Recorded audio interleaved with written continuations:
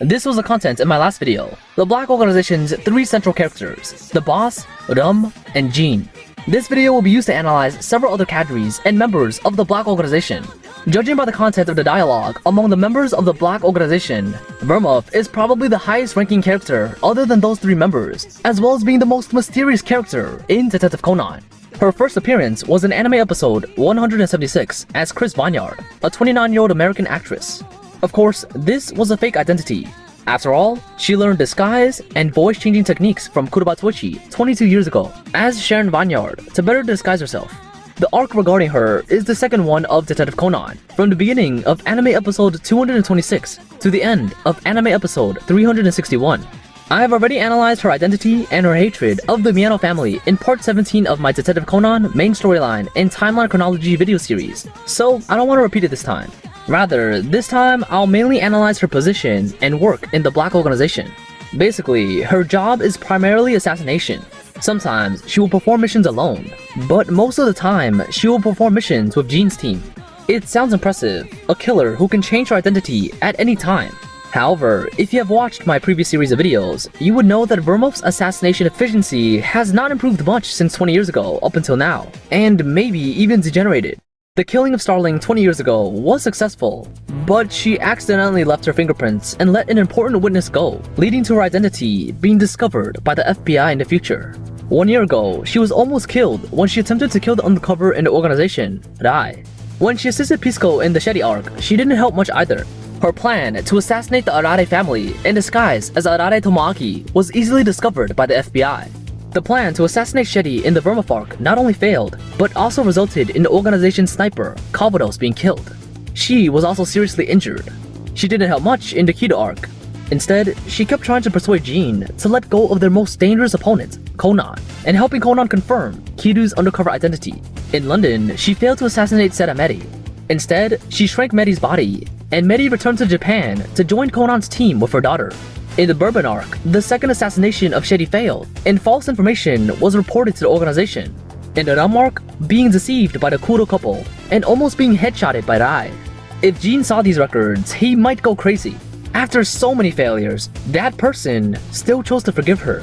It can be said that Vermouth is very important to the boss, but is not necessary. From a dual mystery on a full moon night, it can be seen that Vermouth can do some dangerous missions. When she's injured, she would choose to ask Jean for help instead of the boss. If Vermouth interferes with a mission, Jean will threaten her with a gun. Therefore, her position in the Black Organization is like this, often performing tasks with cadres such as Pisco and Jean. These characters are usually given missions from that person or Rum. Just like Jean has Vodka as a partner, Vermouth also has a partner named Calvados. Since the death of Calvados, Vermouth seems to have joined Jean's team, often operating with them. But in the group, there will be conflicts with Korn and Chianti, these 2 snipers, because they are friends of the dead member, Calvados. She stays with Bourbon when she doesn't have any missions, and going for a spin every day. Sometimes she will assist Bourbon in personal investigations and help him disguise to investigate Rai's fake death plan. This is the position, work, and past of Vermouth in the Black Organization. These are the 4 known members of the Black Organization that are still alive and closest to the center.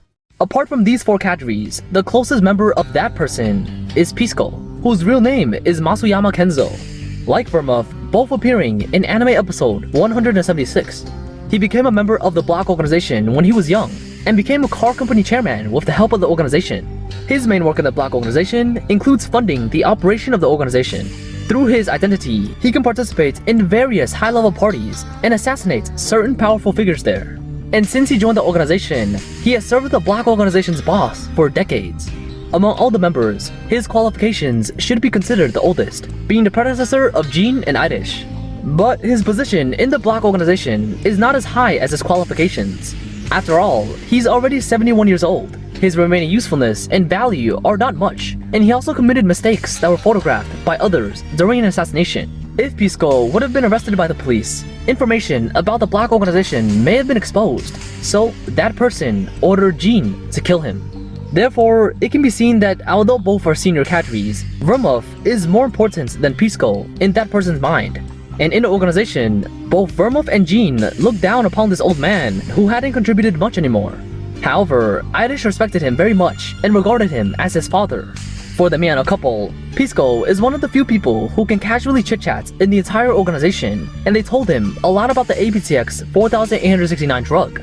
Pisco also discovered the fact that Shetty became a child through this information, but was killed by Jean before reporting it to that person. The following are those auxiliary members, as the name implies, those members who provide assistance to the central cadres in their missions. Among these members, we are most familiar with Jean's partner, Vodka. According to the passenger list on the Isle of Mermaids, his name is Uozuka Saburo, but it's not clear if this is his real identity. Although he seems low in brainpower and is always used by others, his loyalty to the organization is very high. He's also good at using pistols, IT, and driving all kinds of vehicles. He will always be loyal to his mission without any complaints, especially his ability to deal with interpersonal relationships, which can be said to be amazing. Whether it's Conan's side or the Black Organization side, almost no one is annoyed of Vodka, and rather, they seem to all like him very much. For Conan, he's an important source of intelligence. If it weren't for Jean, Conan would have already been able to destroy the Black Organization with the help of Vodka. And Conan's most important information for the member Rum was also obtained from Vodka. Compared to the undercover who made only one phone call and sent 3 characters for around 500 episodes, Vodka is actually the best helper for Conan and the FBI.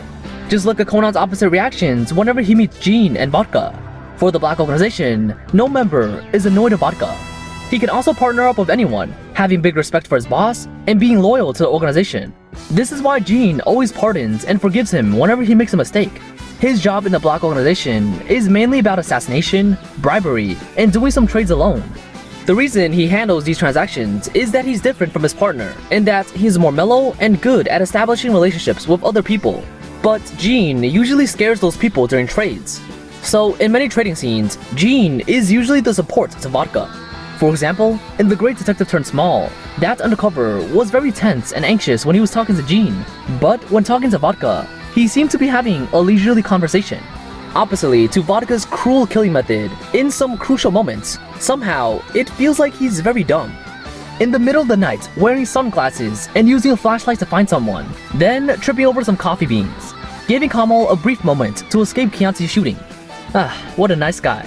Compared to those 2 useless, nutjob snipers that like to complain, defy orders, and always shoot at their teammates, Vodka is simply the best support for both the Black Organization and Conan's sides. However, Chianti and Korn are not completely worthless. They can shoot other people's heads within 600 yards, and they can even make the shot on a shaking helicopter. Their driving skills are also top-notch. Although they're both a bit of a nutjob, this is also understandable, because they themselves had to perform tasks with the person who killed their teammates, and many of the teammates they killed were undercovers. The reason why they look so useless is because their opponents are too strong. Competing with their shooting ability, they encounter Rai, a monster that can shoot a grenade from a distance of 1,300 yards, even under the interference of the sea breeze. Competing with their driving ability, they meet Andre Kamal, who I suspect had worked in the Fujiwara tofu store before joining the FBI. The 2 of them don't have many chances to appear, but I can analyze their personalities from their appearance and some behaviors. The first is Chianti. As a sniper, her appearance is too conspicuous, whether it's her hair or that swallowtail butterfly tattoo on her left eye. The author said that when he designed this character, he tried to highlight a crazy and scary feeling on her appearance. And in order to make her look cooler, he also specially designed a line for her, like, "When my butterfly flaps its wings, someone will die." This flapping means the opening and closing of her left eye. But because a sniper shouldn't blink when they're shooting, it's impossible to flap its wings, so just give up on this character setting. For the other member, Korn is more like a sniper compared to Chianti, with a cold and taciturn personality. But there will still be unexpected places, like when he and Chianti accompanied Vodka and Jean to the amusement park. He suddenly felt like wanting to go on the Ferris wheel.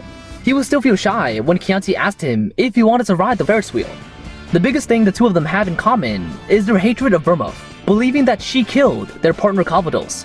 Their status in the Black Organization has not been mentioned much, only that they are snipers of the squad led by Jean, very cold-blooded, and sometimes dismissive of Jean's orders, but are afraid of the boss of the Black Organization. The above members are all the members of Jean's team. My order of the members of the Black Organization is based on their status, loyalty, and true identity. So, like those undercover agents and traitors, I'll put that off and talk about it later. After I've introduced the anime TV series' Black Organization members, I will introduce the original members from the movies and special manga. And in the next video, I will introduce those members who are loyal to the organization, but are already dead for some reason or another. So, please stay tuned for my next video.